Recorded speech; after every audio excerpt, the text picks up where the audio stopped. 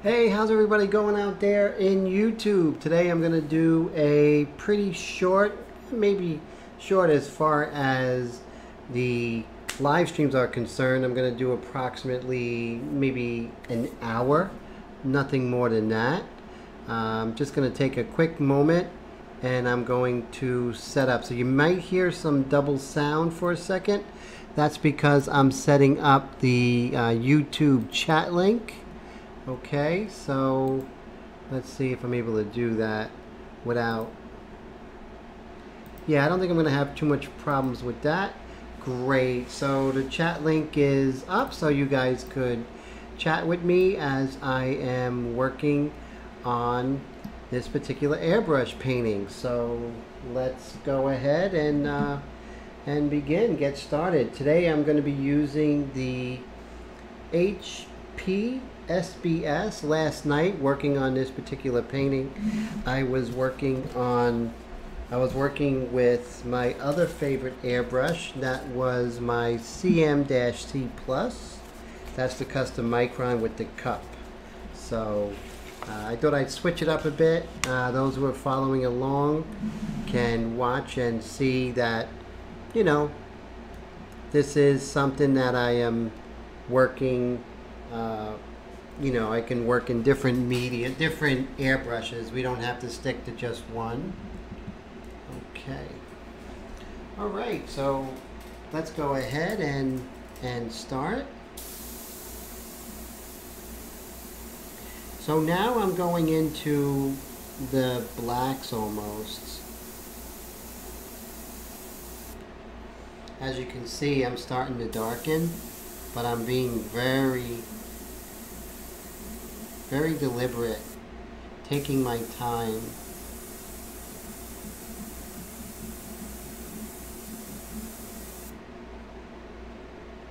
Okay.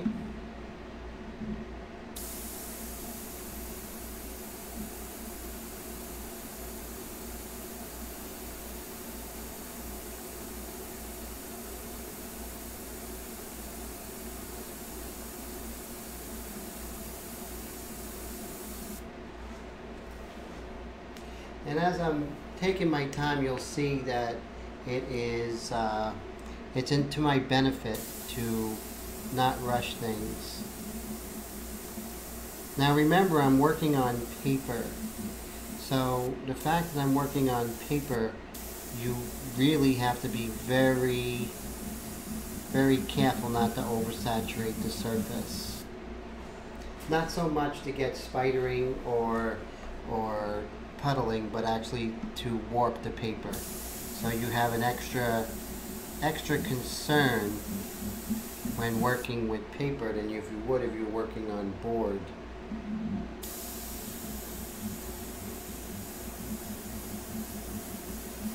This of course is a cardstock paper. So bear with me, I'm just going to very quickly go on Facebook on my tablet just to make sure that I am getting a good connection.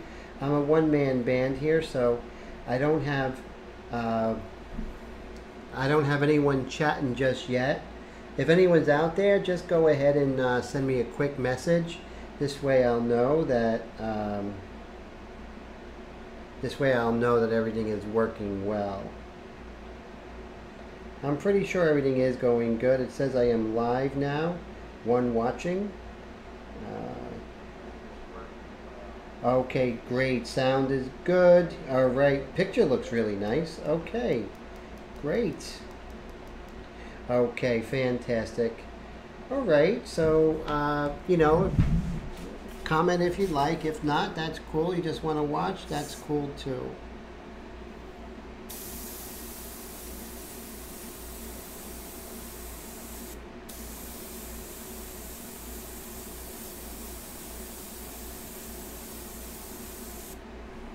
Let me do a very quick test comment here.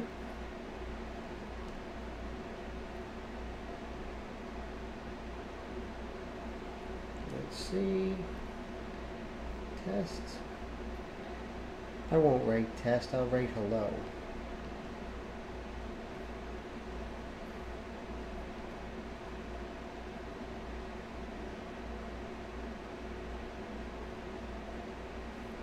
End comment. Let's see if that comes up.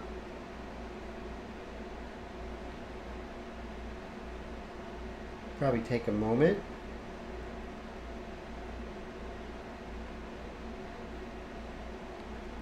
Okay. Alright, we'll see if that actually does work. If not, we just have to make sure that the chat is working.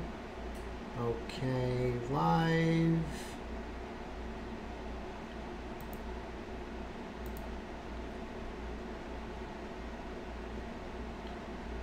Okay. So I can't see your comment just yet. It might be a delay. But more importantly, you get to see the work. And I'm going to check on that.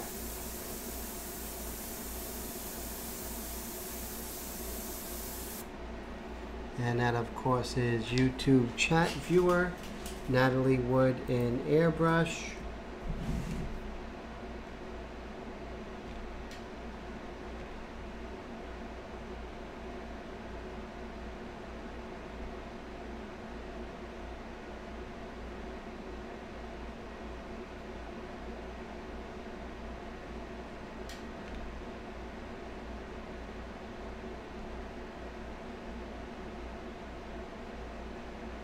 Okay.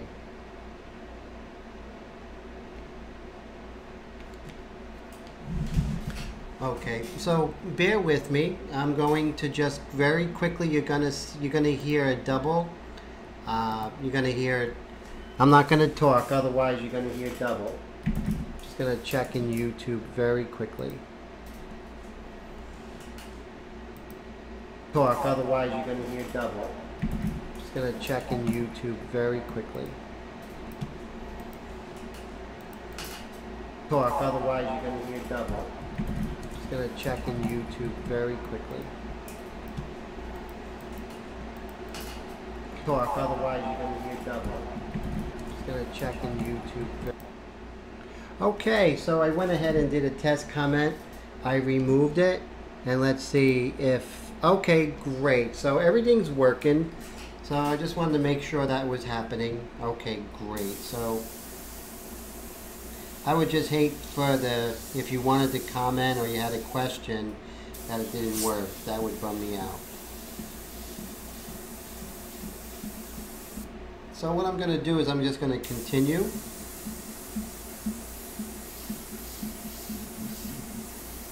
To take the value one step darker.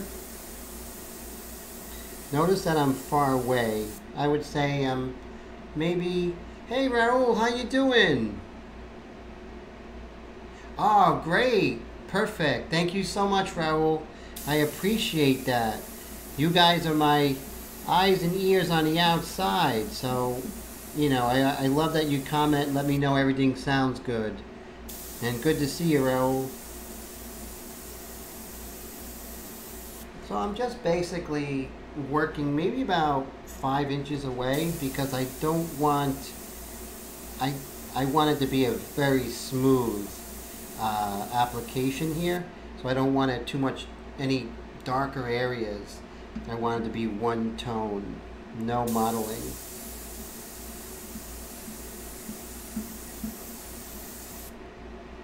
Oh wow, happy to have you, Raul, definitely. Thanks so much for hanging out with me.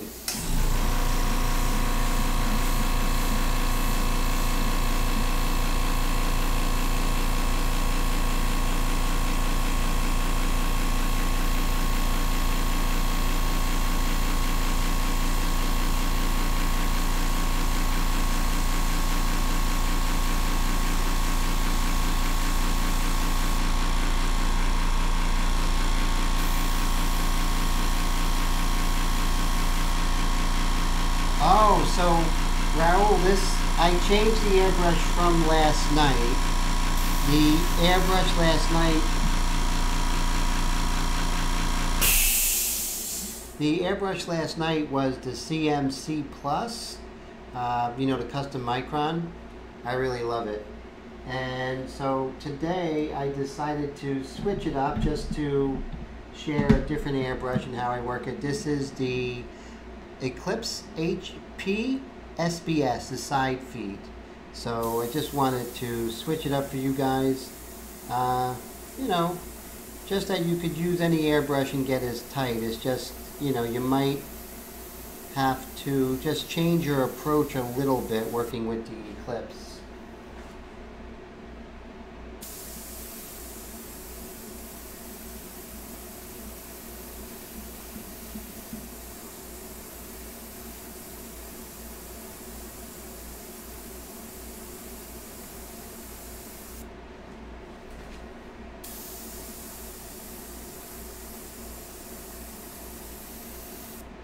Now there's a nice hard edge here, so I'm going to go ahead and make sure I hit that hard edge with this freehand shield here.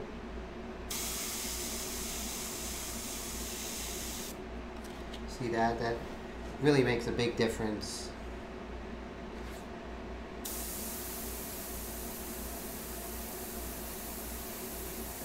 And now I'm going to watch where the edges sort of disappear.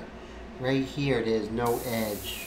Differentiation from her chin in certain spots to her chest here. But there is an edge right here. It's not very hard, but an edge nonetheless. So I'm just going to make sure that I hit them.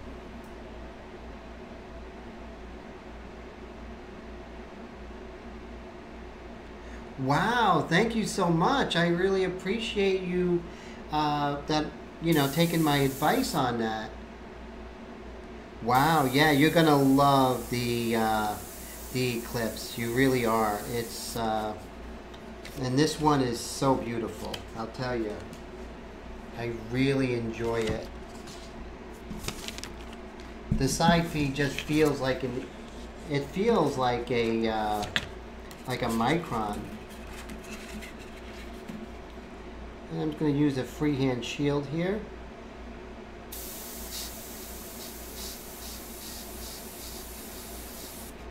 I really want to reiterate that really hard edge.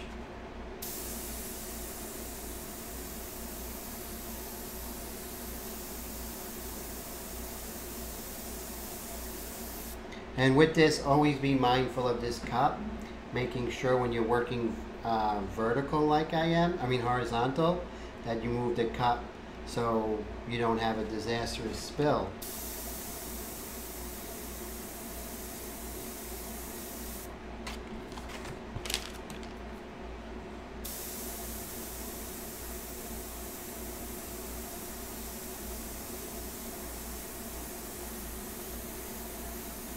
Now with this particular reference I'm working on, this photo of Natalie Wood, there's a lot of beautiful edge work to pay attention to.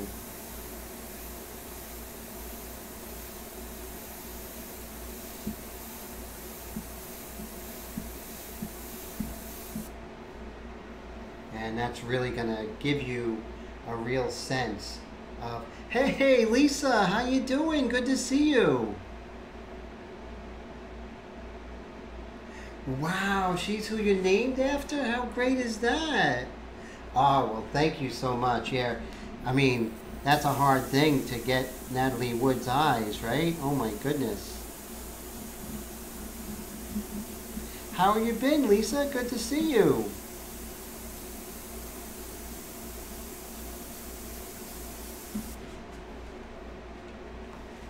Oh, you and me both.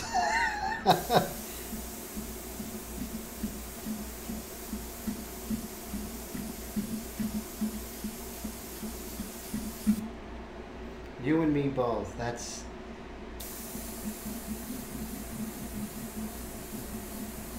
And Raul, where are you from exactly? Just to make sure. I remember, but I'm not too sure. I don't want to say.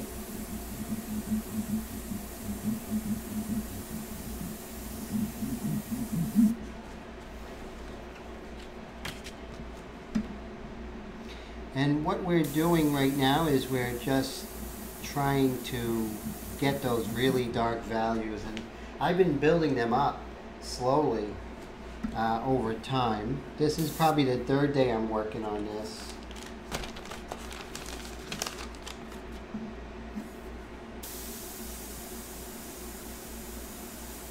I did a little bit last night. I worked on Twitch. I did a pretty cool live stream on Twitch. Got a lot of people there, which is really cool. Oh, hey, wow, you're close, Raoul. I'm over there. I'm not too far from you. I'm in Little Ferry, just outside of, just by Teterboro Airport, about 5 miles from the city. So we're like neighbors.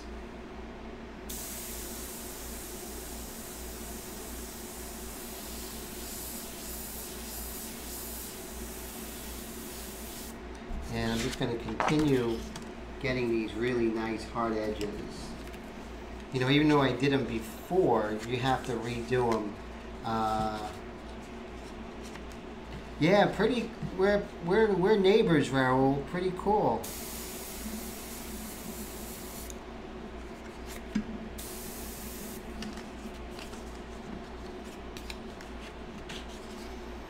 I gotta move my tripod. I have a little mini tripod of another camera I have set, so I just have to move that out of the way. There we go. And you know, and I was saying last night when I was working on this, yes, this is 9 by 11, Lisa, and so I was working on this yesterday, and I mentioned that once I darken this area is gonna really go light. That's exactly what happened. What I'm doing now is I'm just taking some scrap paper and putting it underneath so I don't kill my table.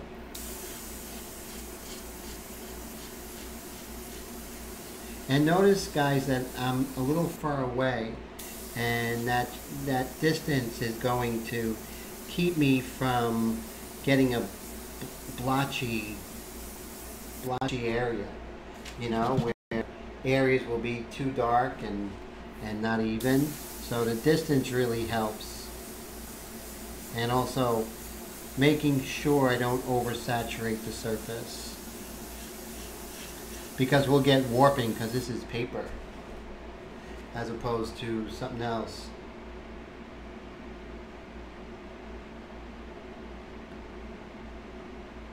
Wow, that's great, Raoul. Which school is she? Is it is one of the high schools like Kennedy, or is it Eastside, or is she one of the public schools, like school number 3? I know they work that way. My stepkids went to those schools. So wow, you know, the whole couple of degrees of separation, that's pretty wild.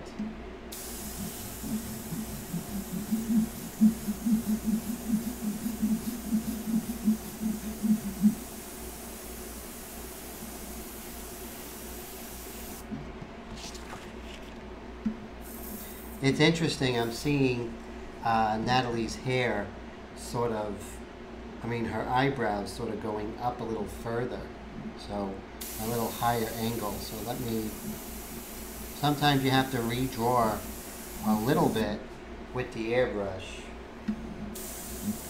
which is good. It's good training to draw with the airbrush when you have to. Much rather draw with the pencil. School number 10. Okay, so is that Eastside or is that Kennedy as far as the high school?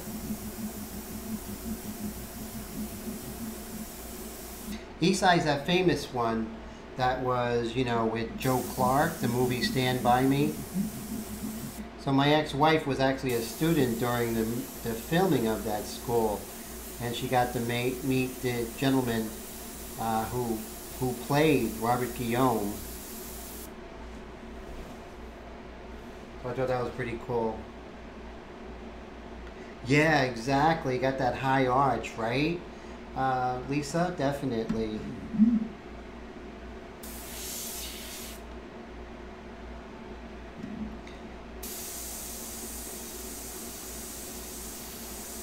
So I'm actually going to raise that angle just a little bit because you are 100% correct, Lisa, on that.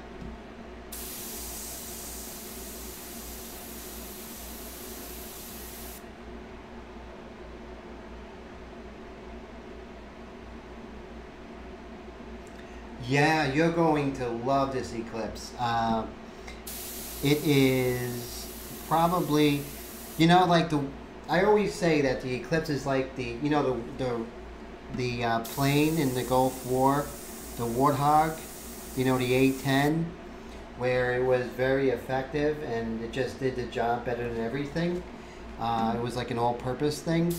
And I think the eclipse is like the Warthog of airbrushes.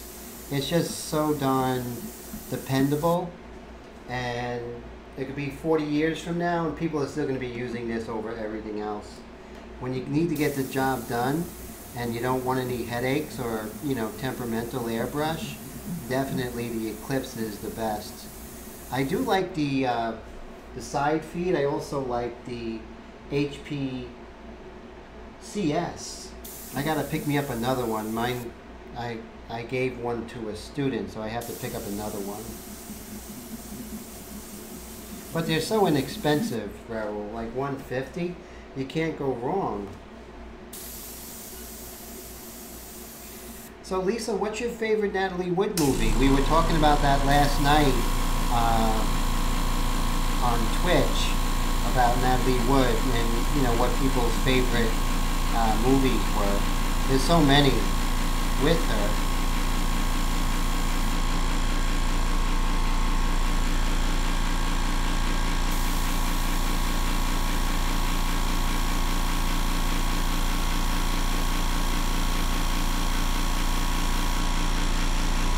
It's so funny now, and I am darkening this. You're going to see I'm going to have to work on some midtones area. So it does look a little bit striking, but we're going to catch up with the midtones. Oh, wow. So I love West Side Story. That's one of my favorites. And another one was Splendor in the Grass. She's fantastic. So she's your mom's favorite actress. How cool is that? It's a cool person to be named after. She's a great actress. Definitely working flat with the airbrush. This doesn't bend the way I want, so if I'm sitting down, I sort of have a, you know, a crimp in the airbrush hose. So definitely, I was saying also, oh, Liza Minnelli is great. So I was saying yesterday, I usually paint vertical, you know, on an easel. But this is great because for me to show you guys in the demonstrations, I have to paint horizontal like this. So it's good. It's to get me out of my comfort zone.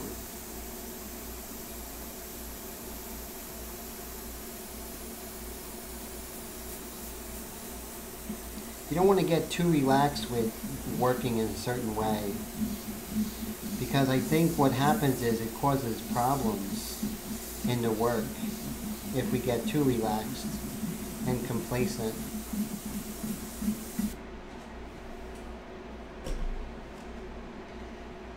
So Lisa, how are those wonderful black and white paintings going?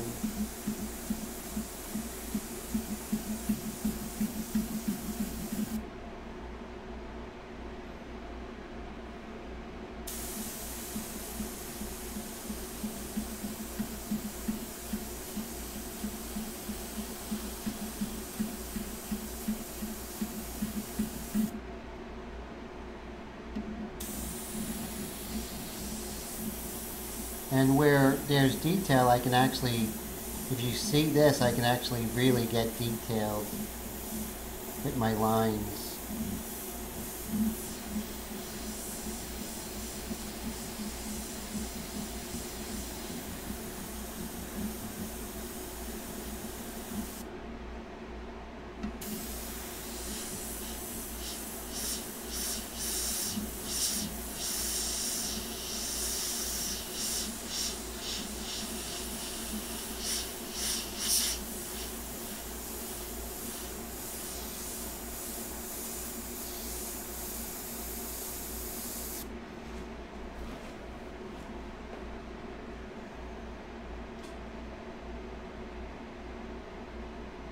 Yeah, it's so true with those values and shapes.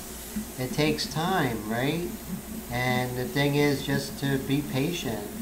Be patient with yourself and be patient with the process. And like even now, I have to be patient with the process. It doesn't look exactly the way I want it to, but I know with the process I'll get there. So I'm not going to get too worried about how it looks at this point. Just follow the game plan. And then after this, I'm going to show you guys the actually erasing technique with this ink on this paper. It erases surprisingly well, like really nice.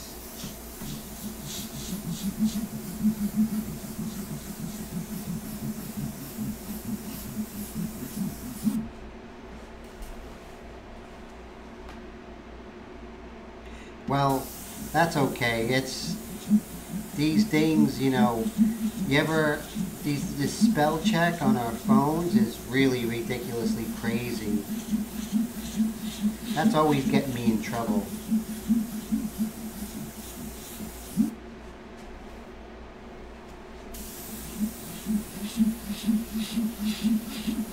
I'm not worried too much about overspray here, guys, because I know I'm going to put a nice value here and bring that down, so that will work. Yes, it really is, guys. It is that patience that I strive for, and that's why I did those real little paintings in those little sketchbooks that I have, the sketchbook series in Airbrush, because it really helps me to be patient and really worry about just sticking with the program.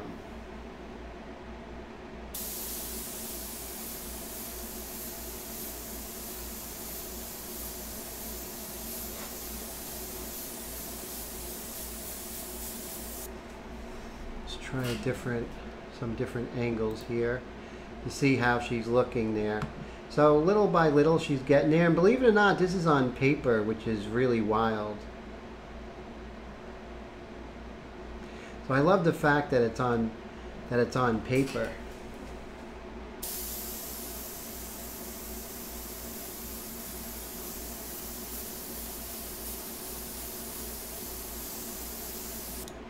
So I'm running low here, as you can see. So I'm definitely running low on some of the ink, so let's put more in that. Now the ink I did on that, the value, so right here you can see this is my dilution, and different dilutions to get from your darkest dark to your lightest light. And this one is that I did was Dreamful eyedroppers of water. That's this, full all the way, to 1 drop of ink, and that's from the eyedropper that comes in this Higgins Waterproof India ink. So as you can see, it's very dark. It's not quite black, but still it's pretty dark nonetheless. And that's really helping us. Oh, well, thank you. I appreciate that. Thank you so much. Yeah, little by little, I'm gonna, and the thing is, I'll show you that this is really, what's really cool is that with this technique, which this is a total experimentation. I never did this on this surface before, and you can erase really well with this. And that was such a really great surprise. And what I'm going to do is I'm going to go ahead and darken this, but let's maintain this really nice. The only problem is I don't have Frisket, and as you guys know, Frisket is such a wonderful thing to have, because there's nothing like the edge work that you get with Frisket. It just makes me happy. So anything else, you know, with the Frisket, you just got to take your time to find the edge that you're looking for. And if you don't find it, keep looking for it. And you want to crawl it, meaning you want to only spray where you want that edge to happen.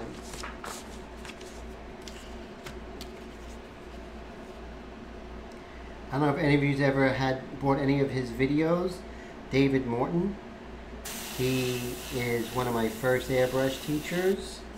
You know, just online. I never met him in person, but really great. Oh wow, Frisket. That's a good question. If you don't know, it's fantastic. I'll show you a couple examples.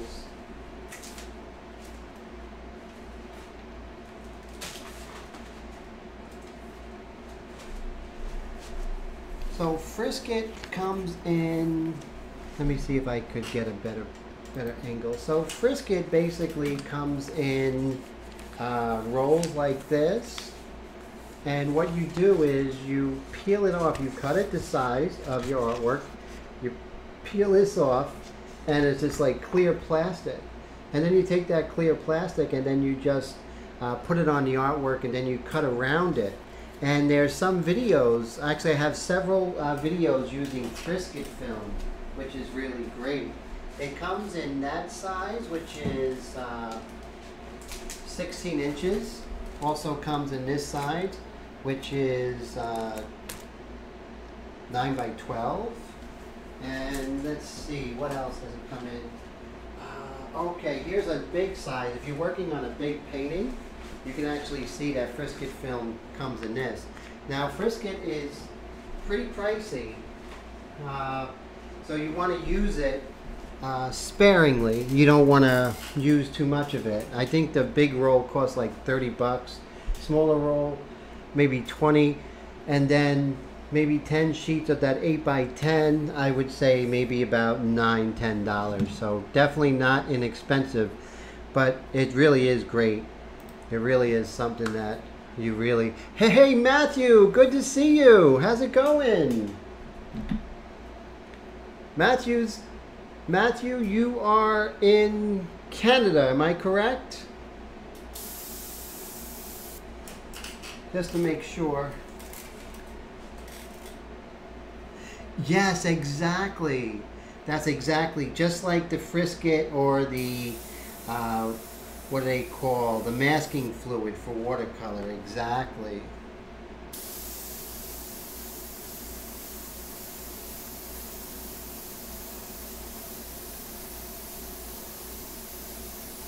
So good to see you, Matt.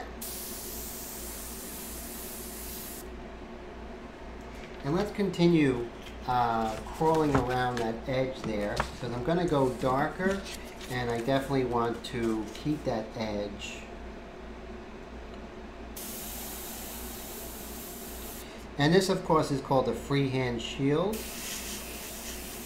and that's different than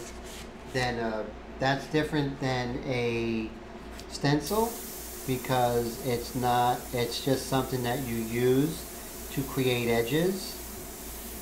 A stencil is something that has predetermined shapes, like a skull or letters. Those would be stencils. So these would be freehand shields. And then that Frisket film would be a totally different thing. But all used basically for edge work and keeping other areas clean from overspray.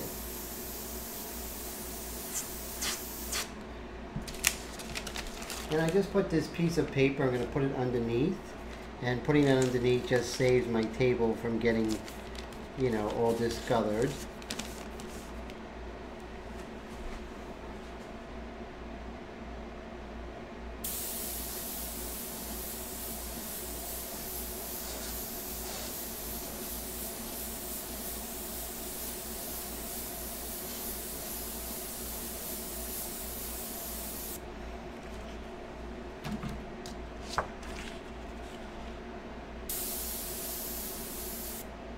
So how was everyone's Sunday? Was it pretty good?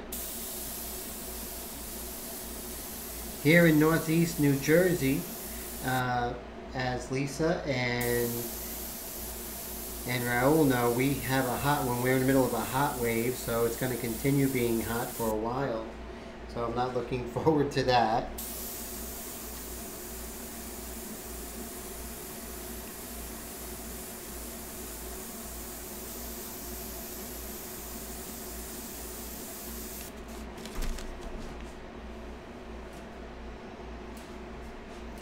Okay, so in this area here of her lip.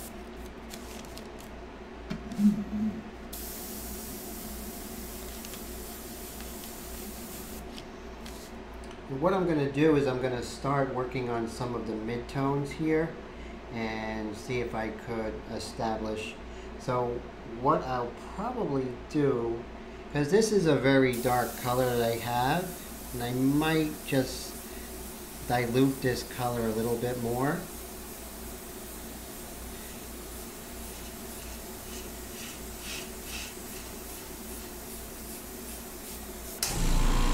As you can see, guys, it takes a while to actually get the value that I want because we're working with paper. I'm not just going right in.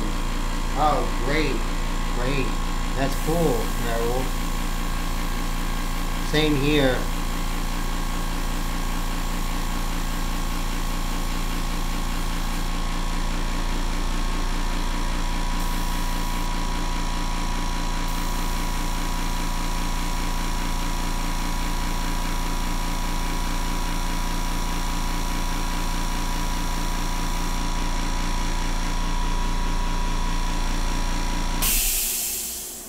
And of course, I'm just going to darken this area because when I darkened all this area got light. And it's called simultaneous contrast. Now the color's appearance is affected by what's around it. Oh, cool. Oh, salmon is amazing. Yes, so I'm so glad you got to hang out with your sister. That must have been really cool.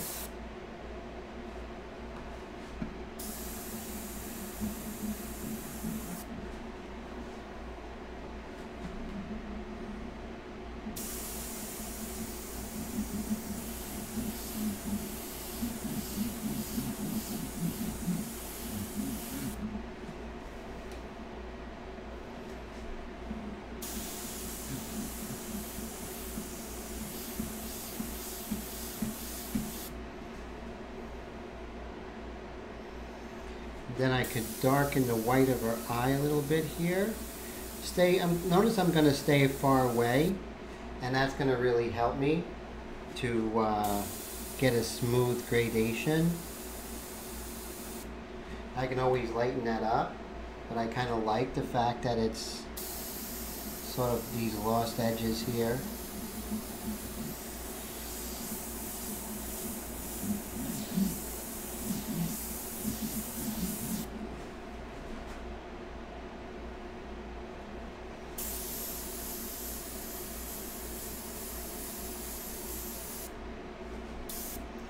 Okay, so I'm going to go ahead and hit that dark again.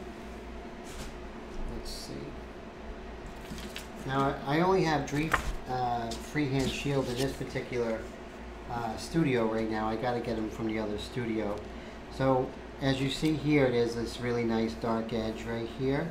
So I definitely want to hit that. And I really couldn't do it just freehand. It wouldn't work.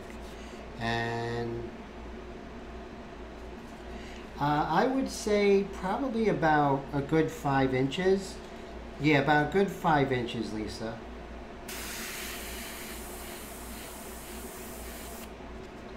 See that? You really get a feeling of the way her trapezius muscle is interacting with her neck there. Now, same thing here. There's not much going on here, but then it starts getting this really hard edge over here. So making that mental note, I'm going to make sure that I start my spraying right about here, and then just pull that up. And you see we have a really nice hard edge, but that doesn't mean we don't. We should definitely soften it up as we get here.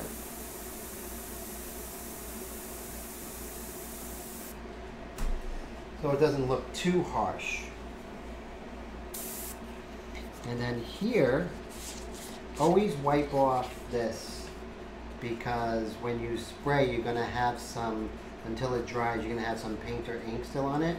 So if you go ahead and reposition it, you'll actually go ahead and get ink on your, or paint on your surface. So make sure that doesn't happen. That's very important. And let's see, so, okay, where was I? Okay, right here, there's this nice little sort of edge, but it's soft. So what you can do, if you have your finger underneath, you can create a semi-hard edge. Let me show you.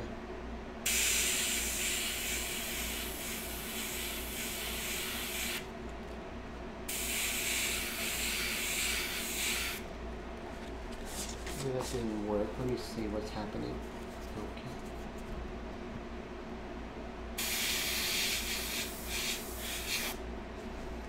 Okay. Maybe I should do a test on this and see. Okay, so what I would want to do is a semi-hard edge, sort of like that. I don't know if you guys can see that. So that's what I'm looking to do.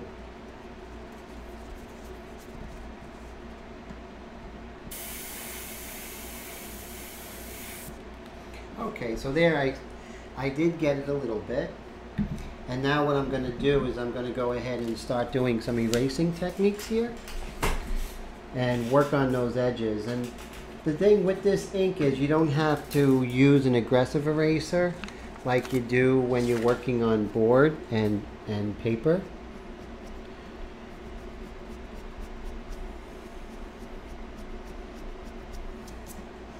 As you can see how nicely this erases.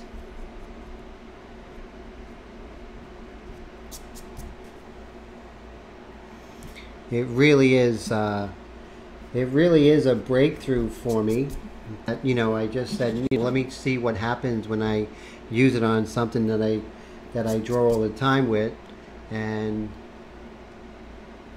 the side of the hand, definitely. I'll definitely use that. That's a great idea. Thank you so much. Oh, with skin tones, definitely. You know, it's always good to go back to monotone for a while, and just so you get to the point where you just feel more comfortable with the values, and then, you know, maybe go ahead and try just doing some glazing over your monotone. That might be great, Matt.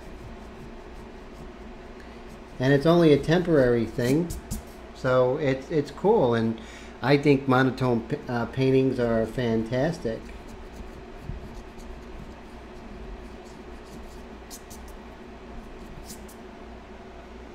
So I'm really enjoying the way that this is working as far as the erasing techniques.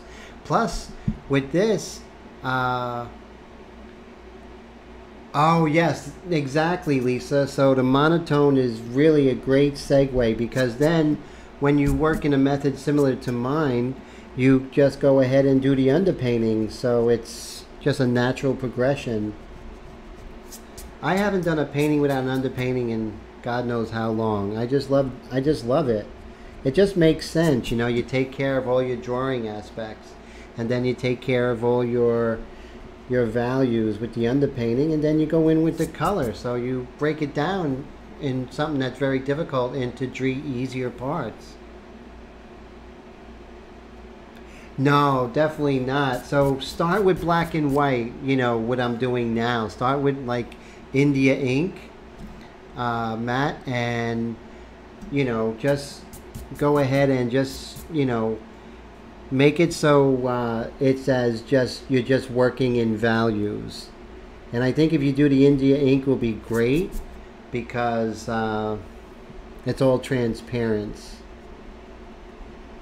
So it's a good way to just work on your airbrush control and just get your confidence back. That's what I do. This really helps my confidence.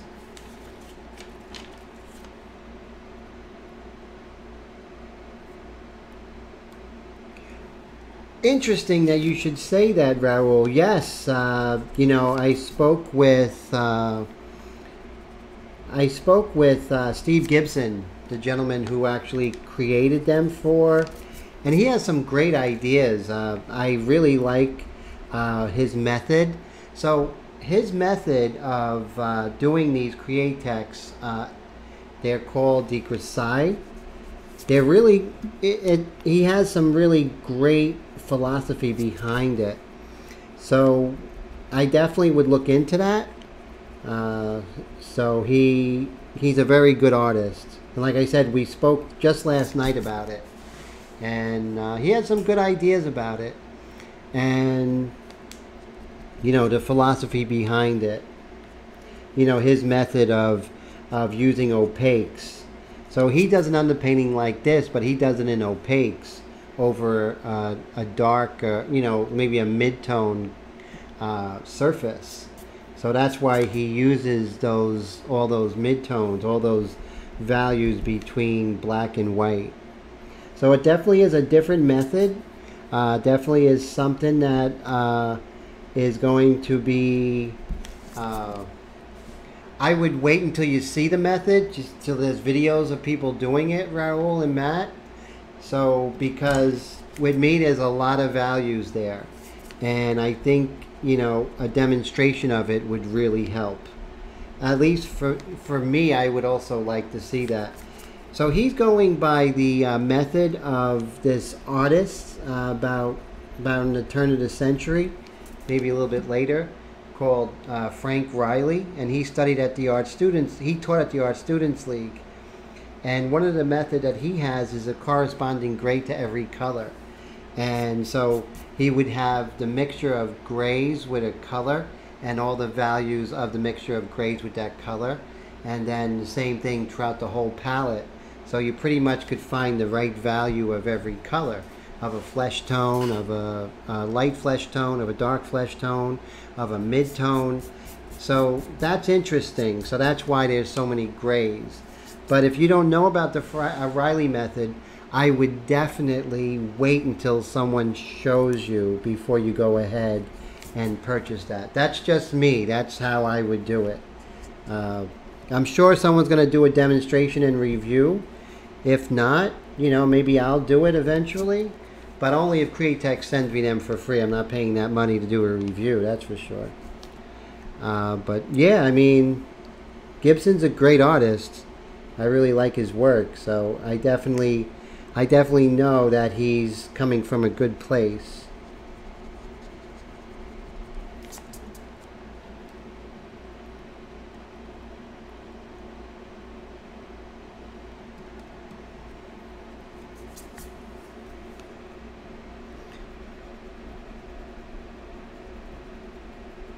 So if you guys are on YouTube, there is a club on YouTube, a group, and a lot of artists go on there, a lot of airbrush artists, and it's very helpful. It's called Post Anything Airbrush, and it's one of the groups. I think it has like 8,000 members, but I mean a lot of really top airbrush artists go on there, and sometimes there's some really healthy debates, and you know, not just like, hey, you're great, no, you're great. It's good to have a debate and talk about things, and you know, 8 values is good, definitely. I like the 8 values. That's what I use.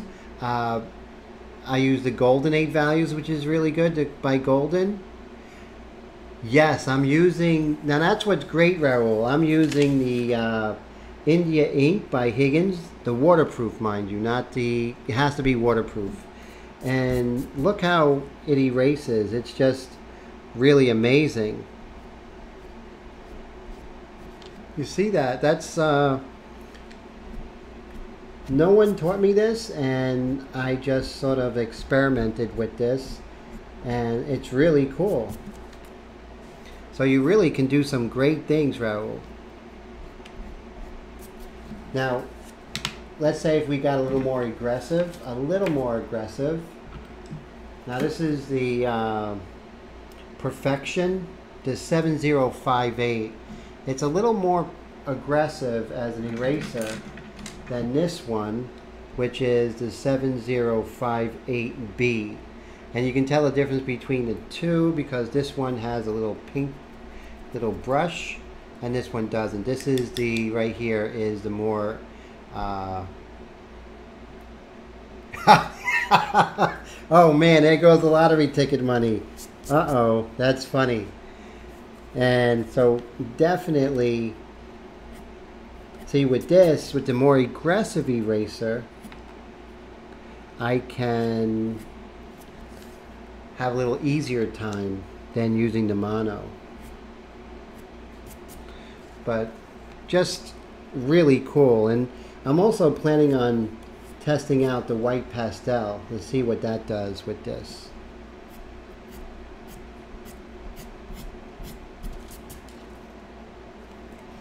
But look how great this is.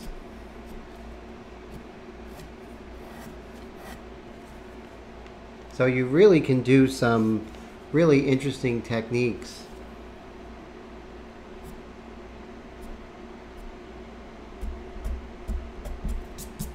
So I'm also planning on trying some paintbrush techniques using the same ink and going in there. Why not, right? Especially with some of these hairs going here.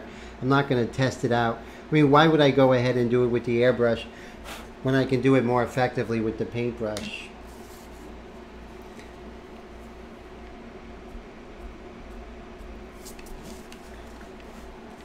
So yeah, I definitely don't care about showing off my airbrush skills, because if doing it with another method, then I'll definitely do it. Yes, the razor blade, because this is just regular paper, so the razor blade will tear right through it and just kill it. So definitely. I did think about it though, Raoul, that's for sure. It's good thinking. And then when I come in with the white pastel, this is really gonna pop. But I'm definitely taking my time with this and not rushing that. And then I'm gonna do some really nice hairs coming down here, which really add to the realism. Then right here, there's a bit of a hard edge, and I'm gonna go ahead and hit that. Actually, the hard edge is only here.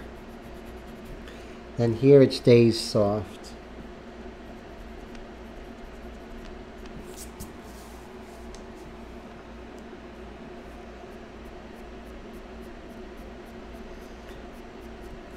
So here I went ahead and lightened this part of her lips, and I'm going to dust over that because that's it's a little light. Now you got to be careful because there's only so much you can rub with this. Oh, okay. Well, this is just something that was on the internet, and it's just a demo. I'm not going to sell it or anything. So yeah, I know there's a copyright thing with this, but this is just for reference. But as far as like my paintings, I almost always find a model and photograph them, and then work from that. Definitely. Wow, so going darker here, I can see where there is some much darker areas. I can go here.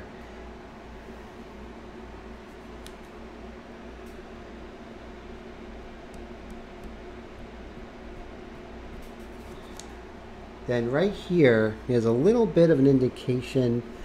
Now look at this, guys. Now I'm finding this stuff out just as I'm finding it out like you. You know, half of this stuff I never did before. So it's pretty cool. So you can actually sort of lighten the tone with the kneaded eraser. I mean, not to a large extent, but to some extent. So, I mean, you can actually lighten large areas. So this is kind of blowing my mind a little bit.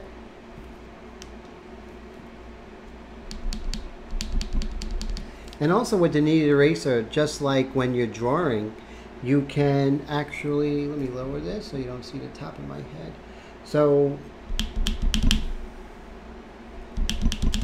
you can get the texture just like in drawing. Now right here, I'm going to use the eraser to set up for a highlight that's here.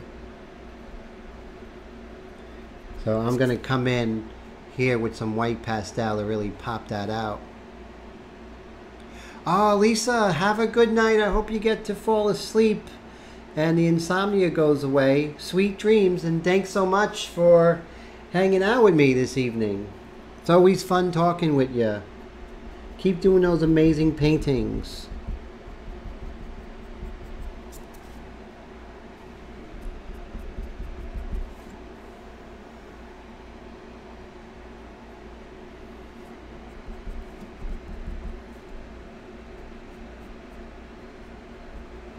So do any of you guys work in pastel at all? That's always a good, pastel is always a great, I think that's a sister medium to airbrush. I think they work very well together. Thanks, Lisa. Thanks so much.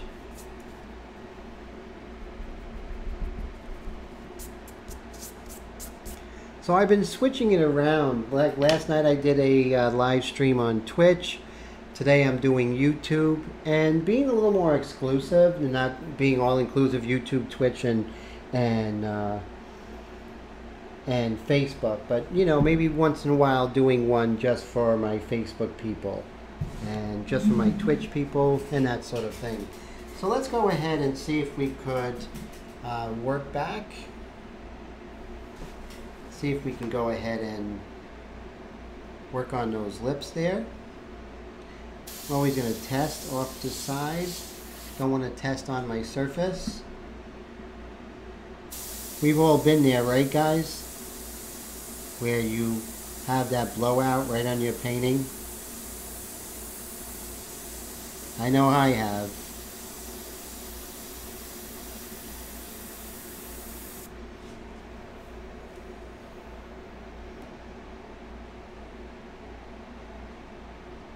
Yes, colored pencils works really well. And now I use, when I do my airbrush paintings, my pastel paintings, I use airbrush for the underpainting and also for some hard edges. So you can really do some really great things with the pastel.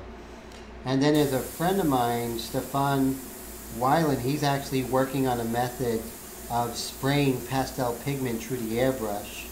So that's going to be pretty wild. I know when it comes out, it's going to be great.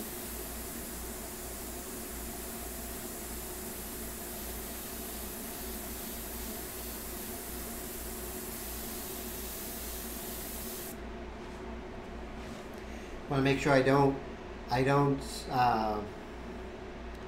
ruin some of the drawings, so I'm being very careful, that's for sure. Faber-Castell makes amazing pastel colored pencils, and they make amazing pastel pencils. So that's a great company.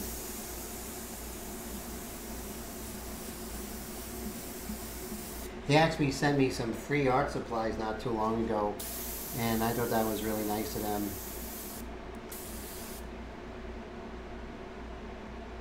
Let me make sure my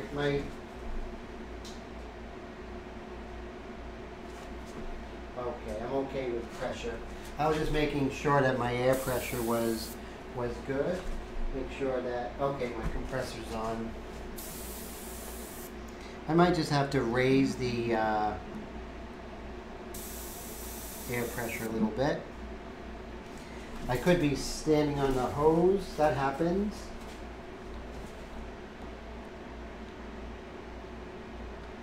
Wow, he uses oil glazes. That's pretty cool, yes. The airbrush really works well with just about any medium. And, you know, it's cool because for some reason the bulk of the artists out there stay away from it. You think, guys, because it's scary, it scares the heck out of them? I think that could be it. Good. That means we're the brave ones. Or the crazy ones, right? I think you got to be a little crazy to go into airbrush.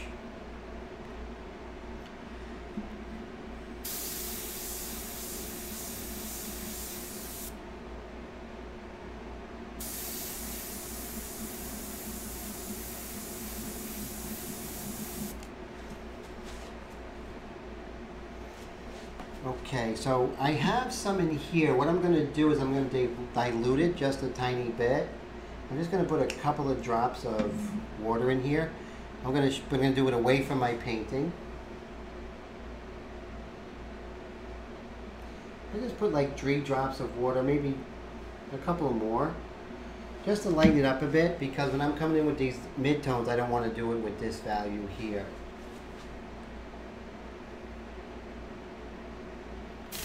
Yeah, that would be cool to see that, definitely. Let me just spray out the undiluted paint there. Okay, undiluted ink. Okay, so this is a bit lighter, which is good. Just doing it by controlling that dilution. Remember, I can always erase, so it's not like this is a whole new world here. It's almost like painting with pencil. Actually, it looks like pencil, doesn't it?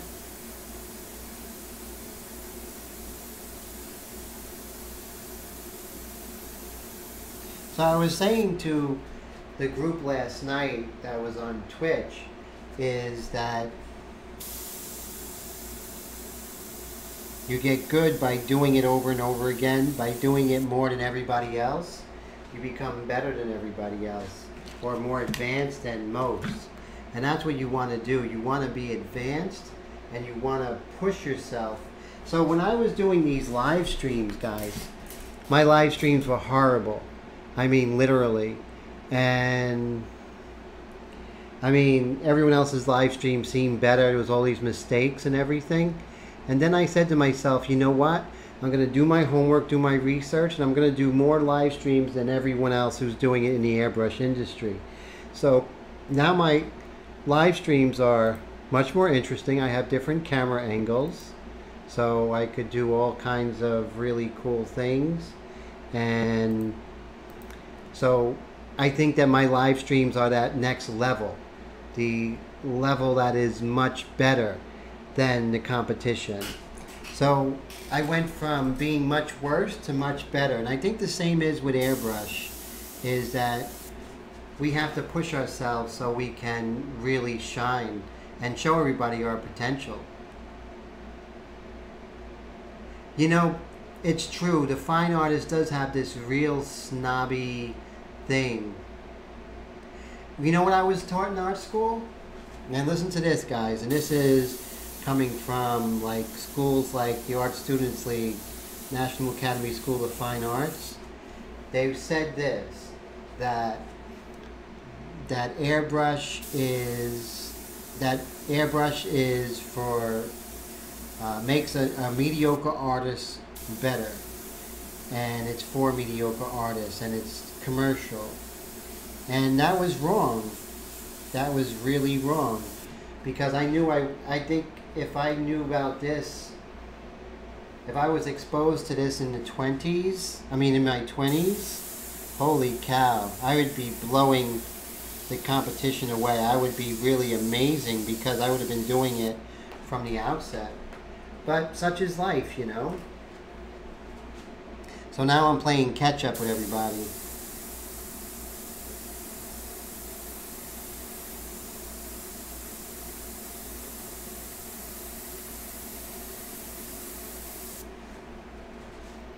But I'm okay, because I learned how to use pastels. I worked in pastels for many years, so I can bring something different to the world of airbrush. And I worked in pen and ink, so here I am working in ink. I was like, nobody was even telling me about airbrushing in India ink. It was just like, let me try it. I paint in India ink. So, you know, no matter where we're from, we definitely could contribute to the world of airbrush. Let me see if I can get a nice edge here on this hair. I really like...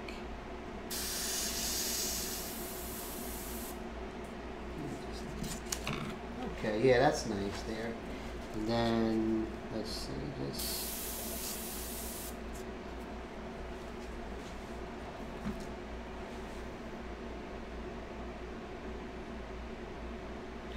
Yeah, you see that, and that's unfortunate because there's no difference from an artist using the airbrush from the artist using a filbert brush. It's just another tool, except the airbrush is a much better tool, right? You know, so true, because you know what? They act like they're like clandestine ninjas. They don't want to give up the information. That's why I'm hacking into this and I'm getting information and I'm giving it out. Because you're right. It has been something that has been like kept secret. So if I can go ahead and share anything, I'm gonna do it.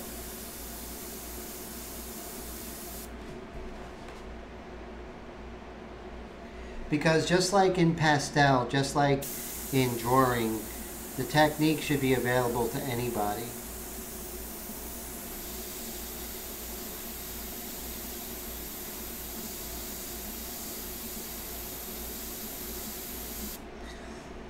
Remember, always keep the brush moving, especially when you're doing detail. And yeah, clandestine ninjas. I don't even know where that came from. That's pretty funny. Right? They act like, you know, oh, we must not teach secrets to the public.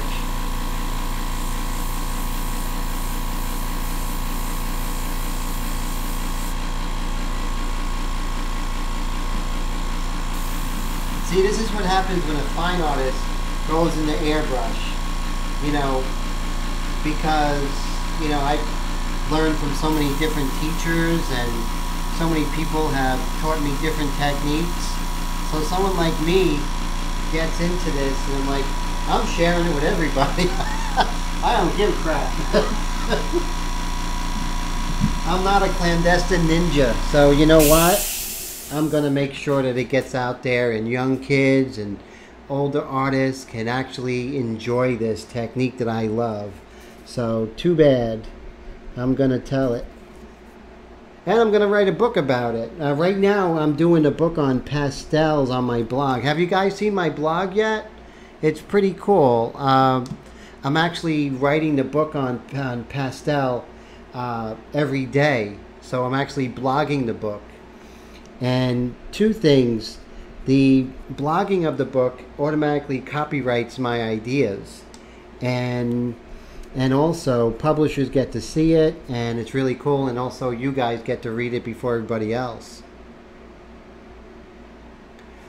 I seal my work with varnish by Golden, and it has it smells pretty toxic, so I do that when I'm working on wood or canvas or something like that when I'm doing airbrush. So I do varnish it, and I use a big brush and do several layers. So that works really well. It just stinks really badly. So Raul, what are you now? Are you in automotive? Do you work in automotive industry? So do you clear coat it? Oh, thanks so much. So here's my blog address.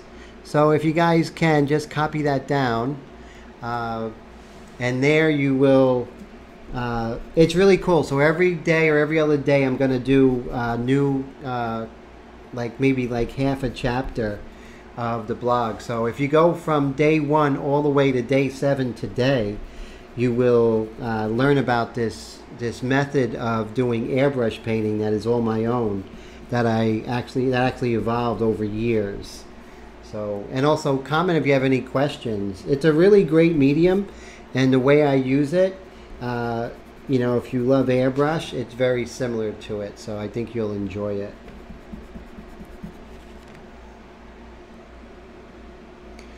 Wow, how cool. That is really great. Sport commissions. Congratulations on that. That's exciting, man.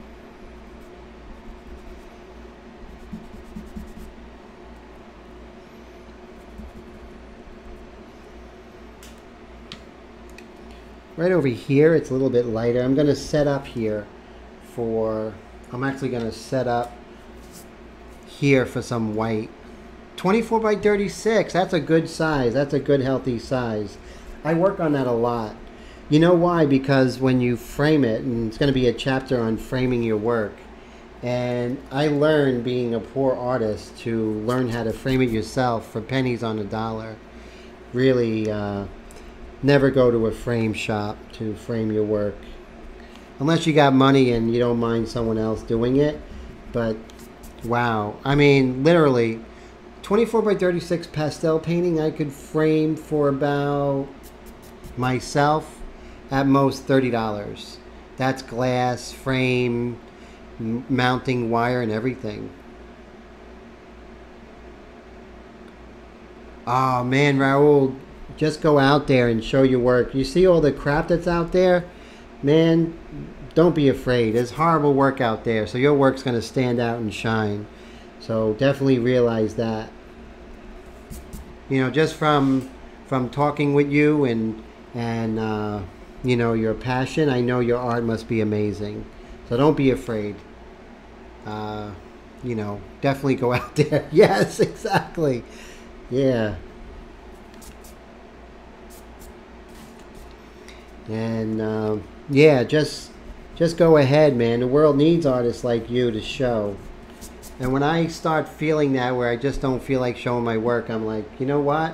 Why am I giving the bad artists to play, right? Why am I giving them no competition? So I owe it. I owe it to the art world even, and young artists out there to show the work. Show, you know, what work with integrity and passion is. That's why you know, that's what stops me from not showing my work. Believe me, I have the propensity to do that too. Let's face it, guys, we just want to paint, right? That's all we want to do. We're okay just painting, and, you know, I think we're okay with just that. But that's not good enough. It's the artist's job to get it out there.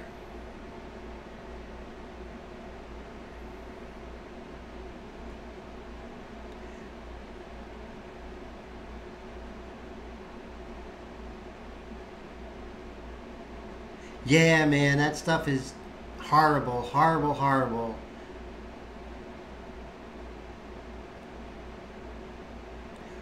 Wow, so there was a shooting. So there was a shooting at the event, or was this a past event? Because if it was last night and you were going to be there, that's like amazing that you didn't go. And God bless if you didn't go.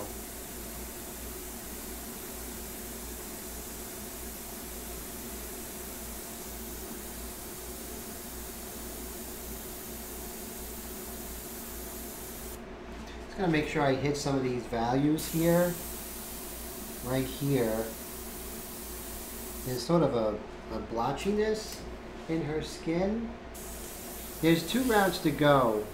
I can, you know, just do a tone and sort of clean it up, you know, like what the girls do on Instagram, right? Or I could lower the air pressure on my Mac valve, and I can do this really nice stippling effect. I'm choosing the stippling effect.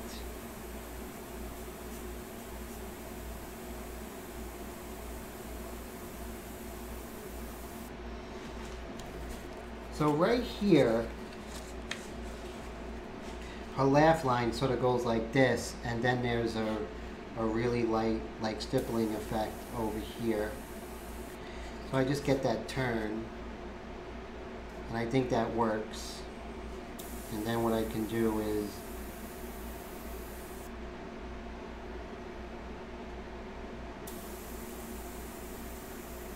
and I definitely can soften that up with an eraser. So I'm going to go ahead and raise the air pressure again, because I don't think I need the stippling effect over here.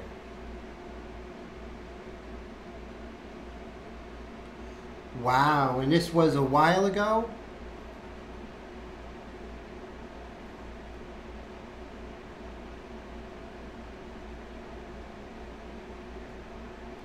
Was this just this weekend, Raul?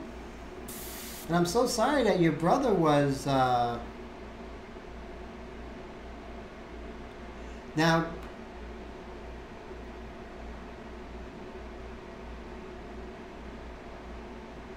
definitely. Last night, holy cow, here in Trenton. Wow, thank God you weren't there. And I'm so happy that your brother's okay. Oh my God. What's this world coming to? Even an art event. I'm so glad you didn't show there. So, in that respect, that is a real blessing. Oh my God.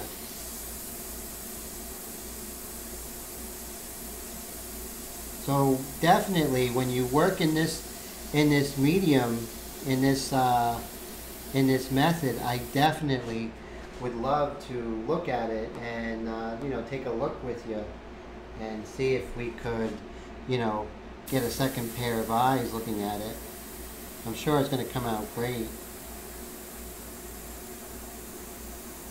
So you see how I'm slowly coming up. So it's dark there, and then it lightens up. So I slowly move up, move higher, further away from it to get softer, and then to go dark, I go close, and then I move away to get that sort of soft edge. So that really works.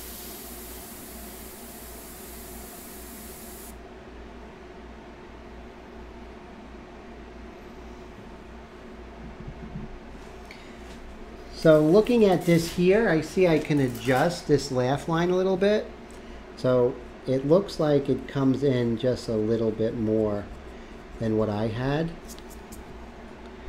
So it comes in sort of right here, and I had it coming out there.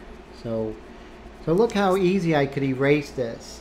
So eat your heart out, the the acrylic guys.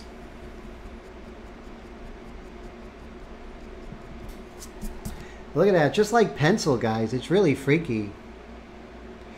Wow, that's a good question. Determine your, it all depends on how desperate I am for money too, right? I sell my work on eBay, and I have been selling my work on eBay for a while. When I need money, I'll do a quick drawing, maybe a quick airbrush, and then I'll go ahead and sell it. Now, sometimes I'll do like maybe an apple or a pear, a still life like that, and if I don't need the money and I'm okay, I'll put it up for 7 days for $99. And usually I'll get the $99. But let's say I need the money, right? I'm broke and that happens.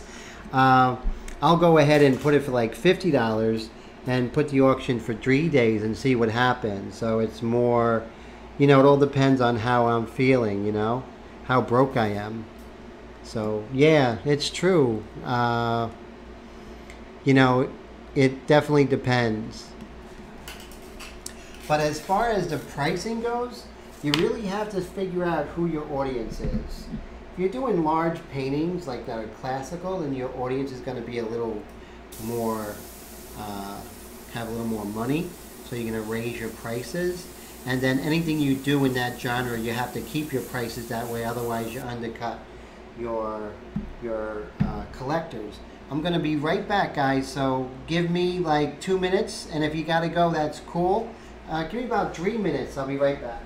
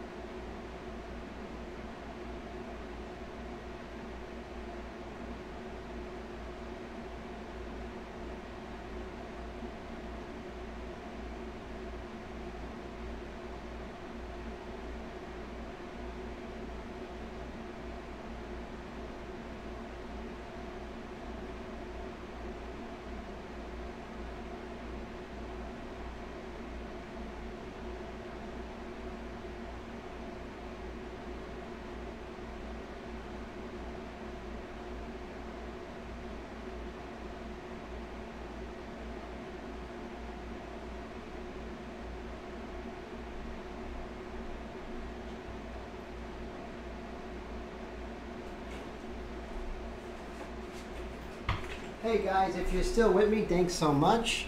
And so this is a book that I purchased. It's How to Blog a Book. And if you have a book idea, I recommend purchasing this. It tells you how to actually write the book in your blog and to get your ideas out. It's really great. Yes, on eBay you definitely could sell your stuff. So yes. So actually I would do some market research if you're still out there, Raul. Just go on eBay and just look at different artwork and see what the prices are and see what's selling. And I should do a video on that, right? Because I think a lot of artists would really love that and need that.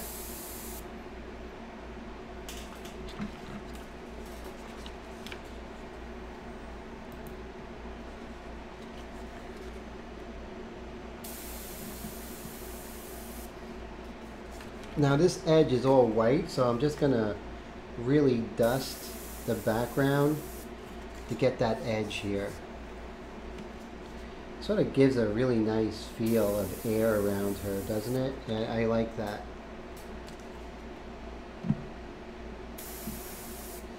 Then when we come in with the contours of the hair, but just that little thing makes a big difference. I really feel that way. Okay, let's see if we can go ahead and reposition that laugh line here.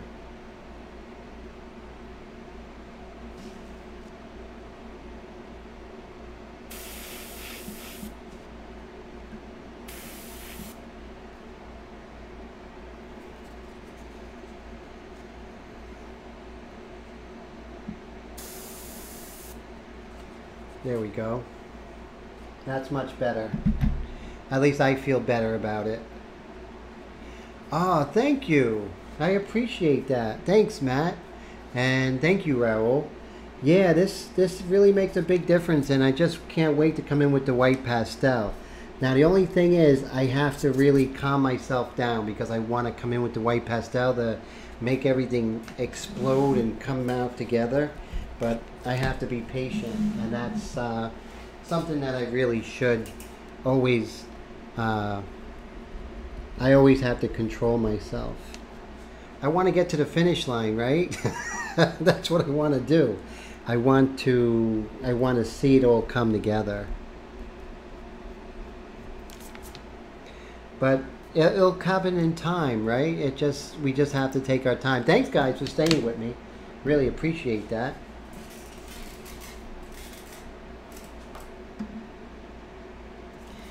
Then I'm going to darken these lips here.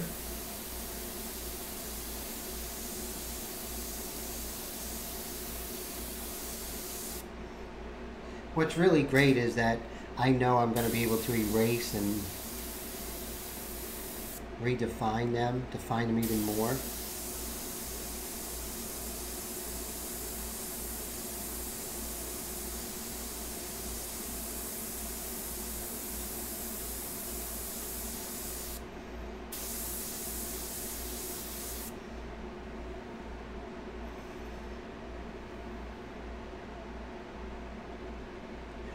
Thank you. I appreciate that, Matt. Yes, and you know, those little things, you know, here and there could really, like, just fixing this laugh line, you know, I could have said, ah, close enough, but, you know, I want it to be exceptional. I want to make sure that I do everything I can to make it the best piece that I can make. To definitely go at the top of my ability, you know, of how far I can go at my level. And, you know, next painting will be about improving that level. But right now, I want to do everything that I know I can do.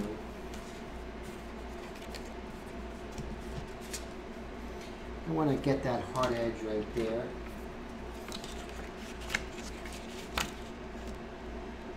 And let's hit that.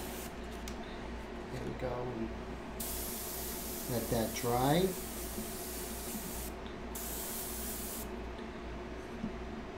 It's interesting how I still can go darker here, like right here. And I think what's happening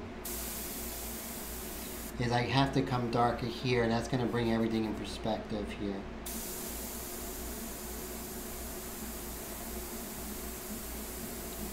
A good way to find value is always to look relatively. How's this value relative to, let's say, this value here? And how's this value relative to that?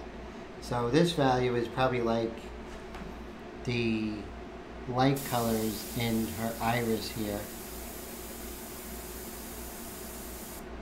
So it would be like that. And then this color would probably be similar to what's happening in the white of her eyes.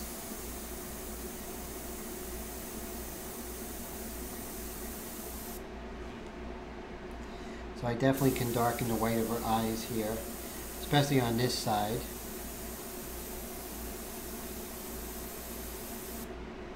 And then over here. And then that'll give me more perspective of what I have to do over here. Now this is a tricky area, which is right here, sort of right in here. So I'm going to be gutsy. I'm going to go for it.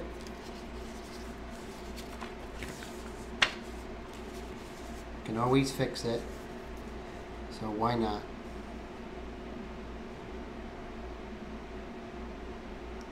So we're just going to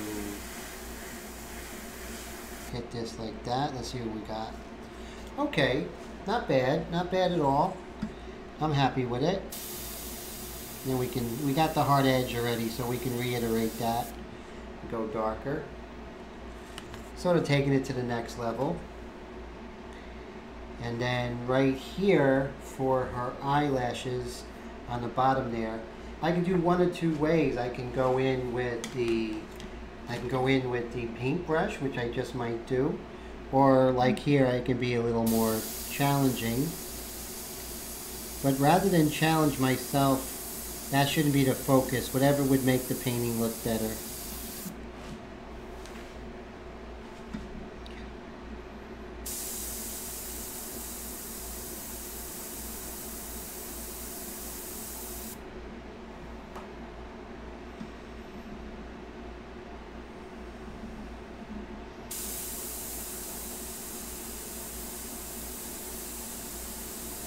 Now the only thing is, if I get spidering here,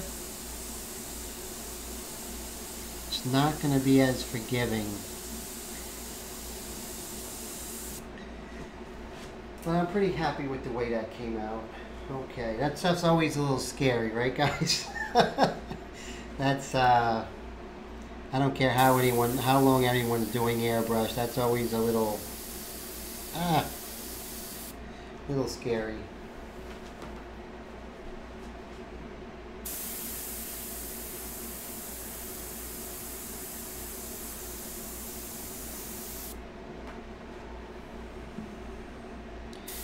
Then right here,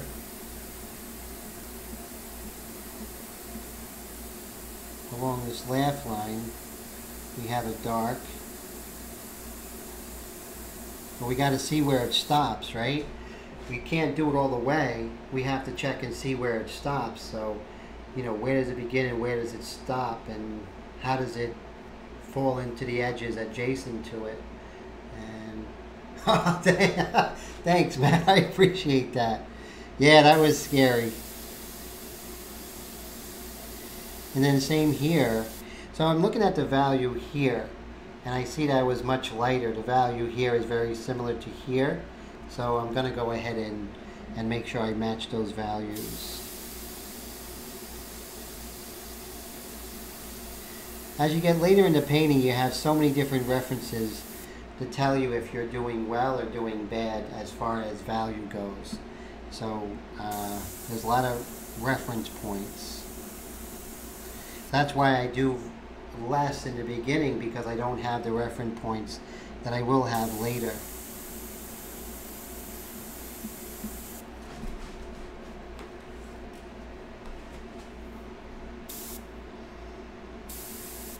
Let me lower the air pressure because there's a nice stippling here. So So definitely, Raul, when you get this airbrush here, you want to get the Mac valve, okay? The Mac valve is going to make a big difference. You'll be able to do stuff like this. So without the Mac valve, you'll have a lot less control of your eclipse.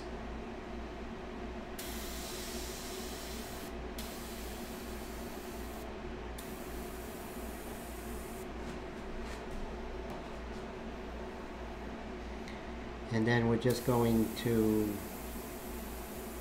get a good distance. Make sure with a lower pressure you got to pull back a little bit more.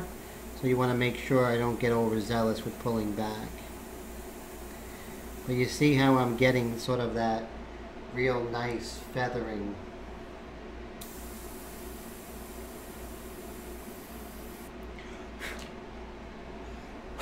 Bug on the painting.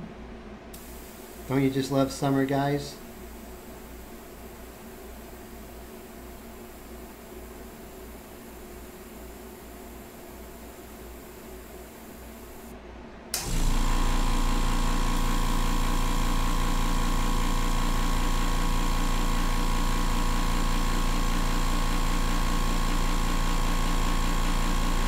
And also you have some nice stippling effects here, so I'm able to get that by using that. The 1x yes, definitely get the 1x. I tried the other ones, the aftermarket brands. They have problems. I'll wait till the compressor goes off.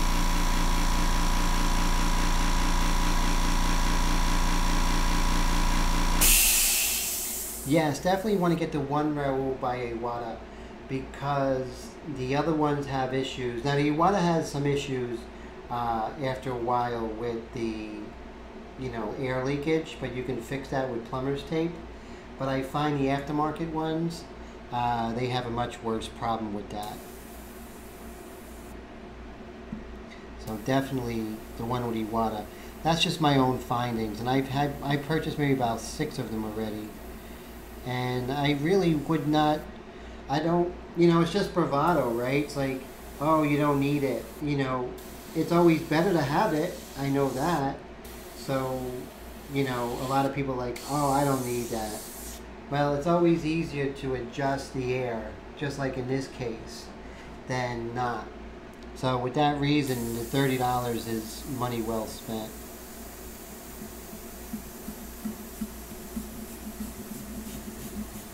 So as you can see, I just continue to darken and go back with the lights, and which is really, really fun. And like I said, right, I'm just dying to go in and do some really cool pastel highlights, but that's got to wait.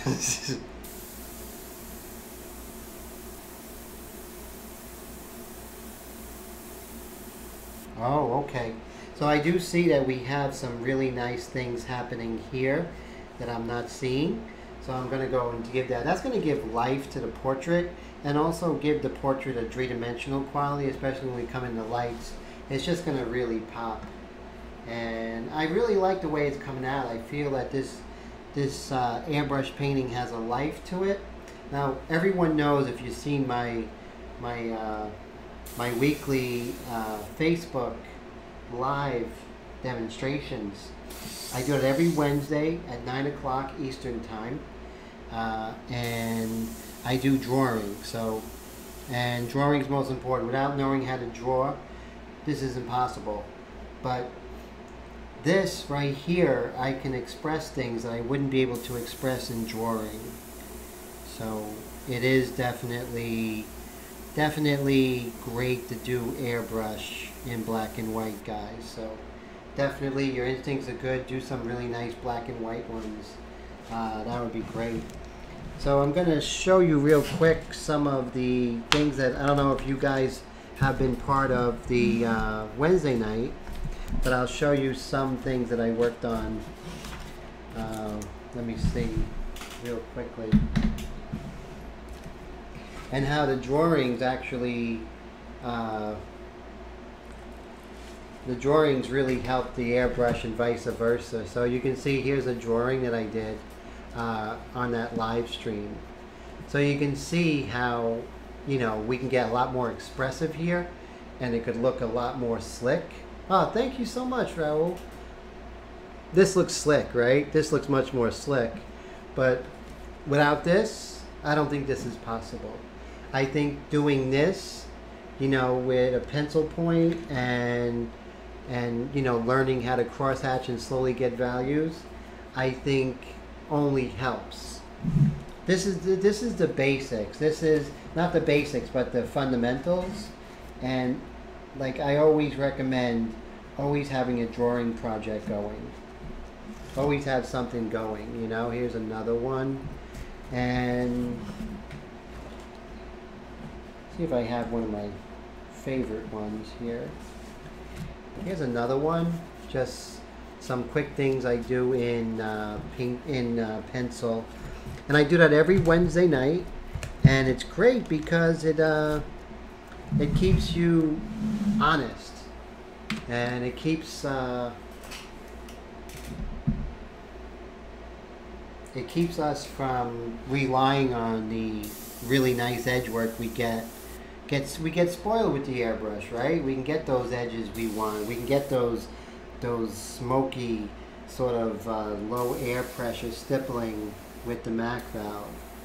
But when we're doing that with a pencil, it's a little more difficult. But you know what? When we are doing it with the Mac valve, after that, we're just like, wow.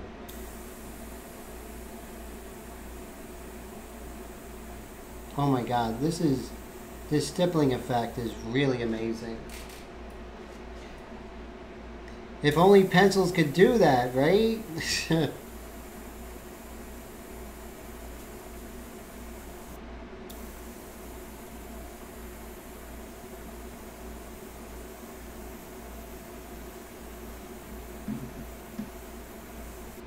And now what I'm doing is just modeling the form.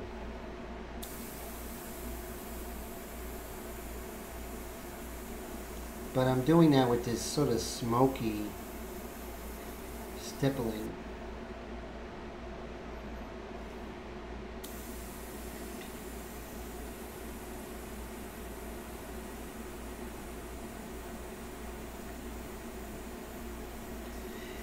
I also think only the brave really go into portraits. I think that is probably one of the most difficult things to paint. Because everyone knows when something doesn't look right on a person. But let's say we're doing a pear and the pear is a little misshapen. We're just going to say, oh, that was a misshapen pear. But when someone's eye looks all big and the other one looks small, there's no saving that. Well, there's saving it, but when you have that exhibited, people are going to be like, yeah, that eye's too big.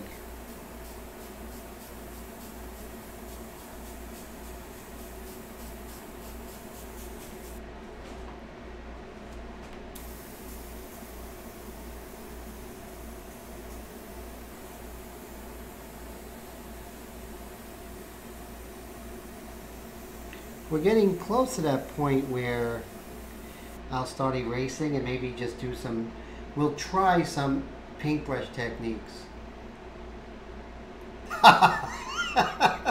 That's very funny. Yeah, if you do that, they won't think that they were deformed. They think they look normal and you painted them that way.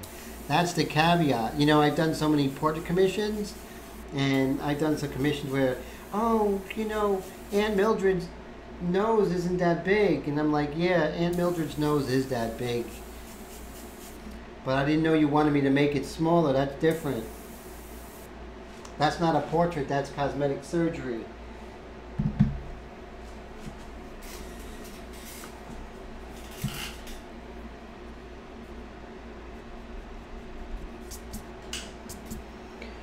Okay, so let's see, do we get brave? So I'm going to use a liner brush.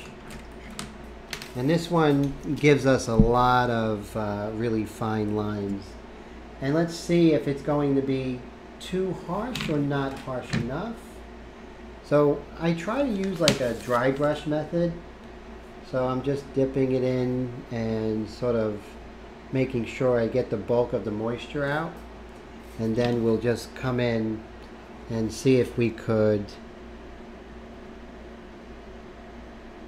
work on some areas here that best served doing it with the paintbrush.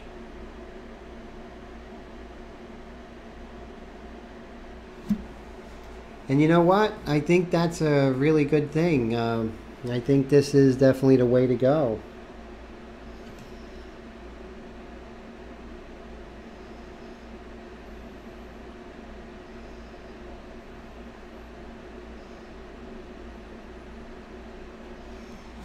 Let me lower this. Okay.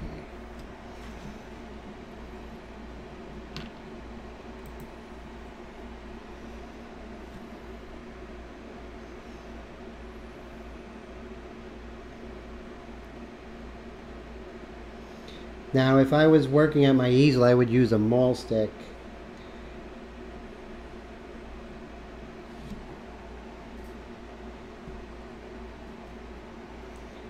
And remember, once I dip the brush, I don't go straight in, so I always make sure I get rid of most of the moisture. It's a dry brush technique.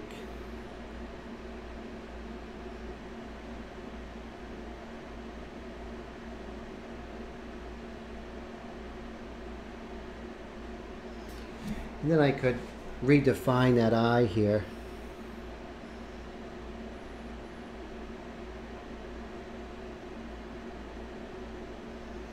Sure, it's possible with the airbrush. Is it easy with the paintbrush? That's why I'm doing it.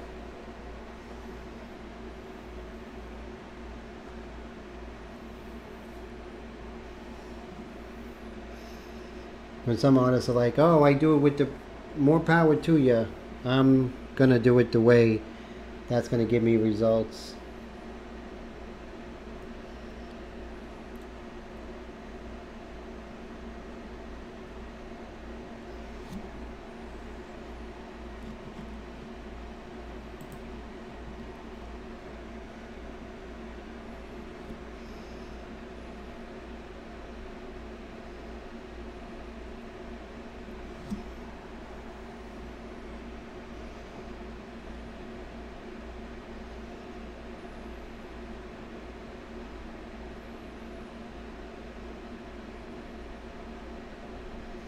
Now this eyelid, it sort of softens up over here.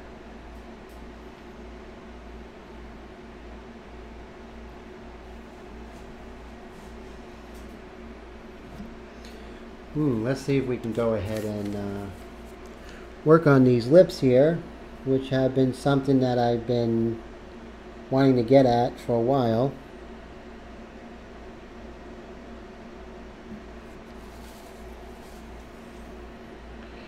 Just a little too fuzzy here.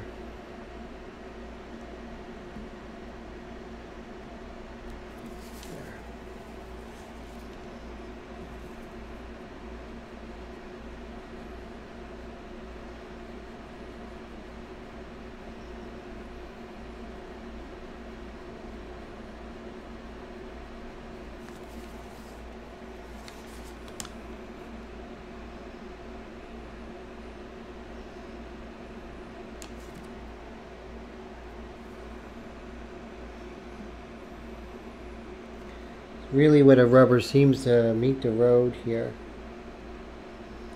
with the whole technique.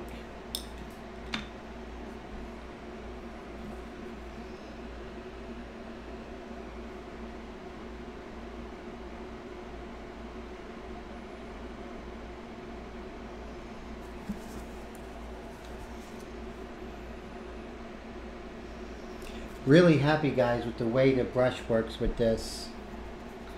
Isn't this like drawing and painting and all at once, you know? It's, I don't know, I'm going to be doing a lot of this. This is my first time doing it in this technique with this paper, but I'm going to be doing this a lot.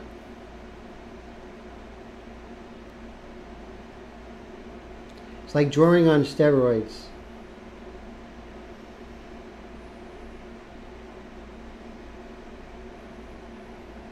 Yeah, Matt, you gotta try this.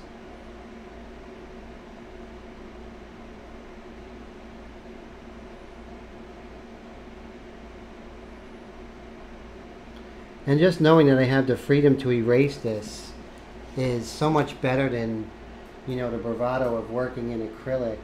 I mean, I'm still going to work in acrylic because I want to do large paintings.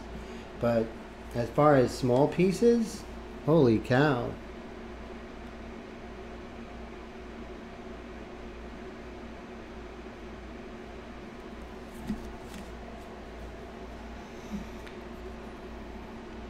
I'm going to neglect going in with the eyelashes because there's some white over here.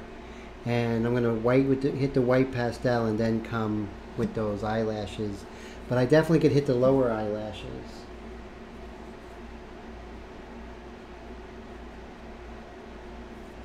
Let me just show you that I'm drying it off. In England they use the dry brush technique a lot.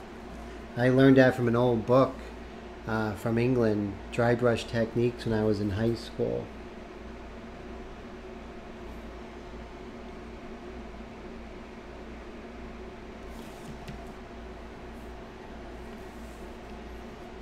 Okay.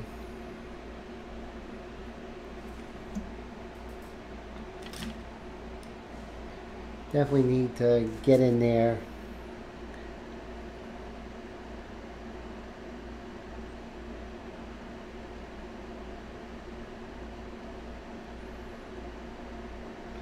With eyelashes, you got to make sure that you don't have everything uniform, meaning equidistance. You got to make sure that you keep the distance at different distances.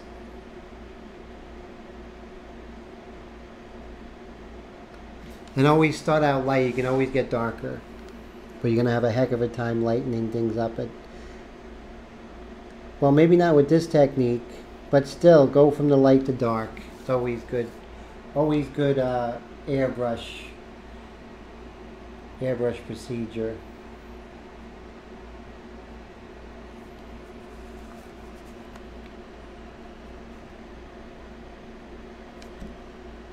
And if it's too dark, you just go ahead and get rid of some of the moisture. And that's how you control the darkness of the paintbrush. Like I said, before I did airbrush, I did a lot of pen and ink with the, you know, a lot of pen and ink, you know, in fine art paintings and drawings. So that's why when I started working in airbrush, I was like, why don't people work in India ink? And so that's why I started doing it.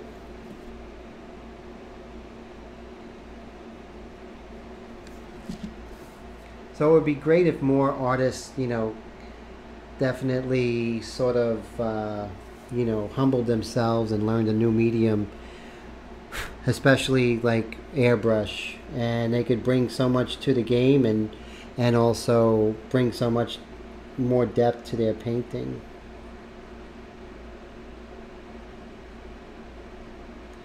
Like even with this paintbrush, I can even go ahead and, you know, maybe with some stippling effects, just darken some areas just to make it more rich with texture.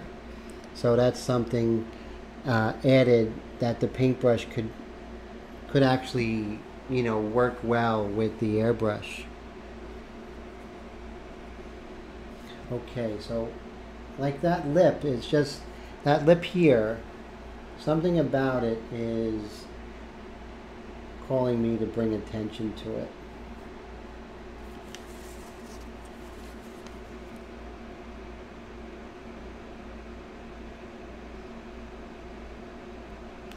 I'm going to stagger the line because the edge is not profound here.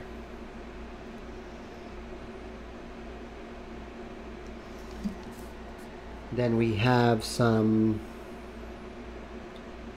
spilling from the lower lip to the upper lip, or vice versa.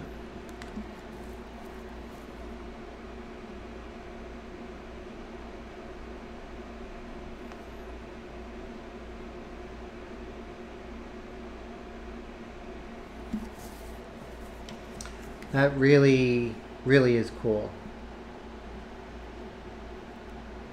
Okay, so I do see some lines here. So let's see if we could just go ahead and put some in, just to see how this works. I think I'm going to stand for this.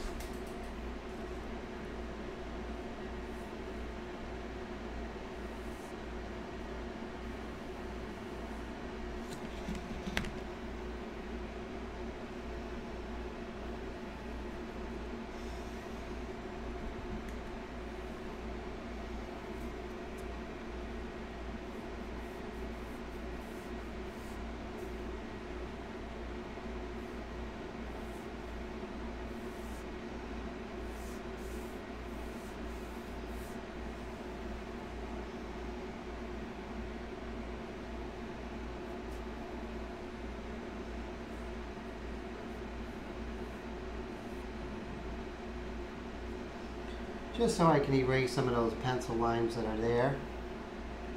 Just establish some hairs.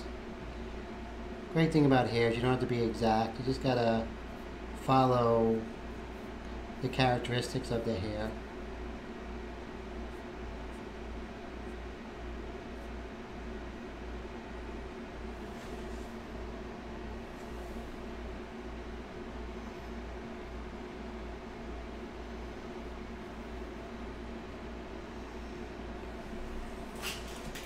And just for giggles, we'll do some little hairs here,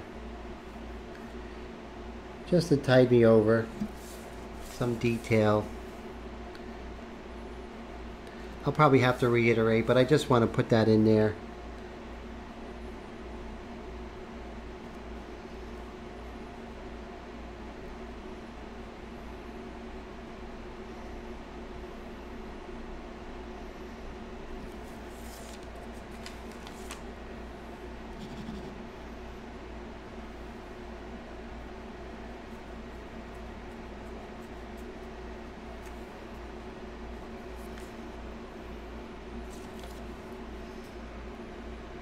And here you can see it's darker here, and then it comes out the dark here. You have this like really weird kind of reaching out shape here, and then it sort of trickles out to a lighter gray. And my proclivity is always to make the values too light. I mean, not the values, but the eyebrows. I always make the eyebrows too thin. I always got to fight against that. I don't know what it is, but it's just I always make the eyebrows too thin. And so I actually will see eyebrows and make them thicker than I think I see them, and they're still not thick enough. Crazy. Okay, so we went and I said that it's sort of a lighter color as it moves at the edge there. So I'm going to go ahead and hit that. First thing I'm going to do is make sure that the tip dry hasn't taken place. Let me raise the air pressure a little bit. Let me blow it out there. Okay.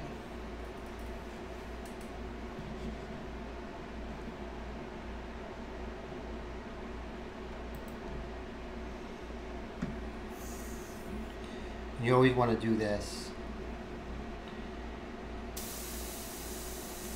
to avoid disaster. So it comes out here, then it sort of goes up and then meets here like at a point.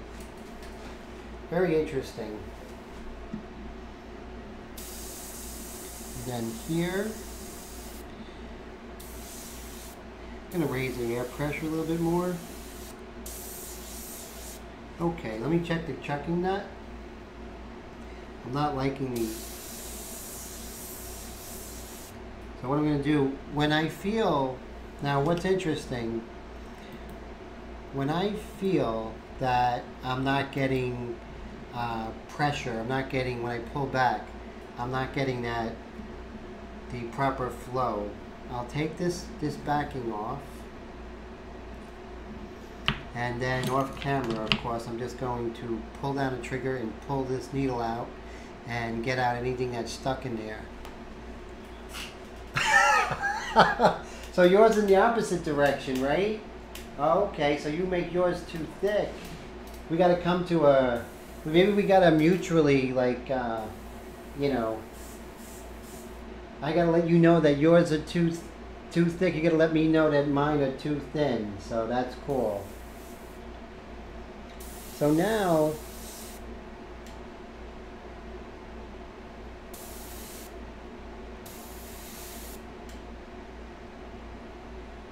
let me see. Okay, now I feel good. See, what happened was, where is, okay, let me put that. So what happened was, see this thing right here? This controls the spring. When it's all the way tight, that means this right here, when you pull back, has resistance. And when you pull back here, is less resistance. For some reason, I had this way back twirled this way, so that's why I had too little resistance. So I had to find a happy medium. See, now I'm getting what I want. See that? Before, when I was pulling back, I wasn't getting a response in the proper time that I'm feeling comfortable with. All right, so let's see. So we're going to work on this area here.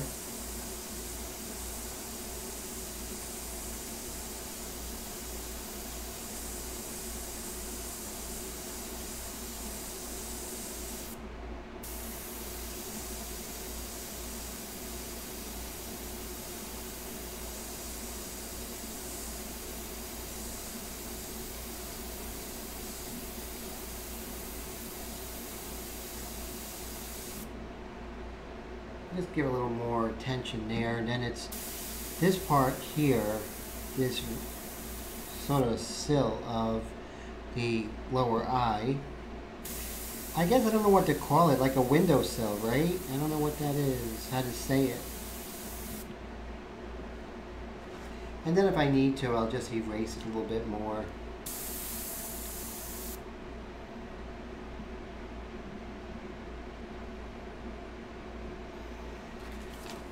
Let's see, so what I want to do is want to make just a little bit darker along here, just a tiny bit.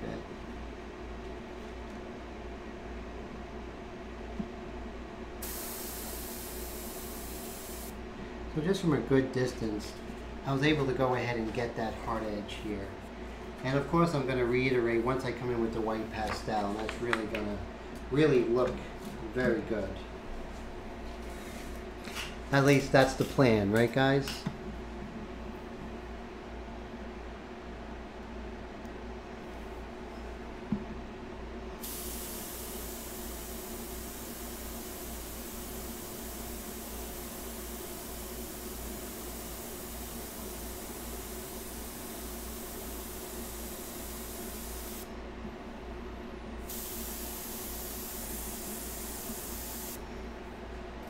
It's very interesting how I keep losing the edge here.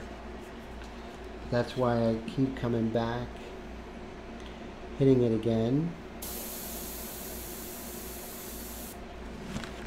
Just so I get that back, because that edge is really important to show, you know, her face coming forward from, you know, her chest area and her neck.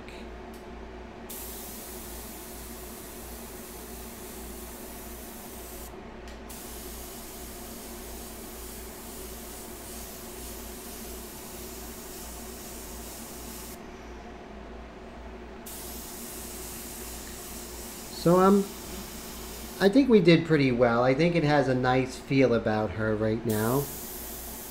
Let me load out air pressure. I'm going to do some stippling right along here.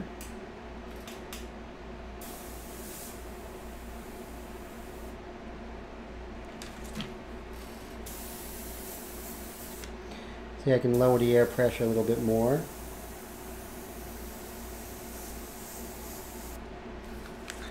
Okay, so right here, lost my,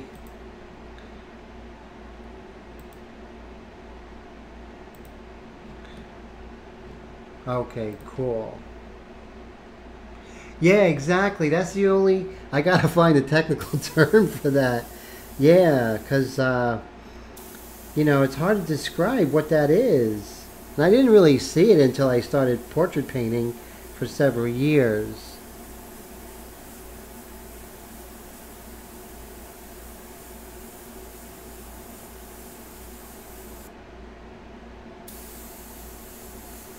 So watch, guys, I'm going to go further away to get that transition.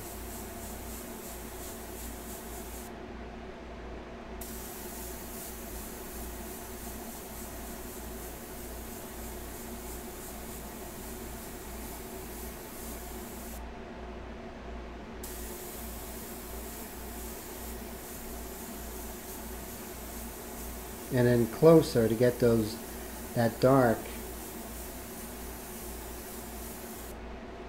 So we really get a feeling of her arm turning.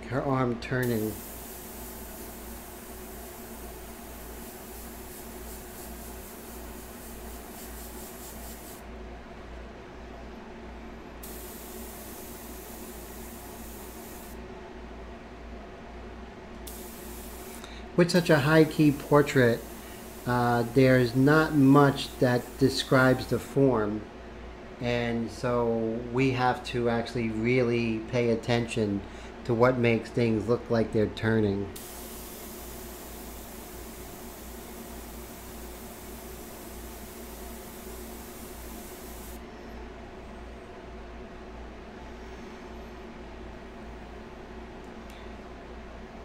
So it is 4:30, guys. You guys are the best. It was so great just hanging out, talking about art.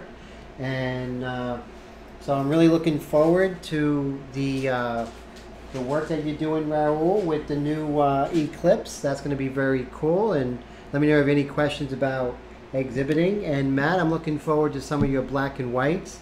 Definitely think about doing this technique. I'm telling you, it is such a pleasure, man. You are going to love it. You are going to freak out. That's how good this is. So definitely look into that. And I'm going to probably do a live stream tomorrow because I want to finish this up. You know, what good is you guys looking at this if you miss the part when I come in with the white pastel and really make it pop? So that's going to be great. So I definitely look forward to sharing that with you guys. And oh man, if I could inspire you guys, then I'm inspired. So thank you so much, Matt, for saying that. You really encouraged me. So I'm glad I did this live stream tonight. There was a reason for it. So guys, I hope you have a great Monday. Raul, anytime, man. Thank you for your energy as well. I hope you guys have a great week, and I'll talk to you soon. Check out my blog. Leave a comment. I love to hear from yous. Take care, my friends.